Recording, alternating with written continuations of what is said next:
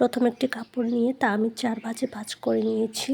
আপনারা ওইভাবে ভাঁজ করবেন এবং উপরে কোমরের অংশে আমি 2 ইঞ্চি পরিমাণ একটা মেজারমেন্ট দিয়ে করে নিয়েছি এবং সেই 2 ইঞ্চি থেকে আমি লম্বার মাপটা এখানে নিয়েছি। আমি এখানে 38 ইঞ্চি নিয়েছি। আপনারা আপনাদের লম্বার মাপ অনুযায়ী মাপটা নেবেন এবং কোমরের অংশে আমি এখানে 12 ইঞ্চি নিয়েছি এবং সেই অংশ ধরেই আমি হাইয়ের পরিমাণটা এখানে 15 ইঞ্চি রেখেছি। আপনারাও আপনাদের পরিমাণ মাপ অনুযায়ী রাখবেন এবং একটা লম্বা দাগ টেনে নিয়েছি এবং সেখানে আমি 1 ইঞ্চি পরিমাণ একটা কালার পেন দিয়ে রাউন্ড শেপ করে দাগ করে নিব এবং নিচের অংশে আমি 6 ইঞ্চি নিয়েছি এবং 1 ইঞ্চি বাড়তি রেখে আমি সে কাপড়টা দাগ দিয়ে নিয়েছি। আপনারা এইভাবে দাগ দিয়ে তারপরে কাপড়টি কেটে নেবেন।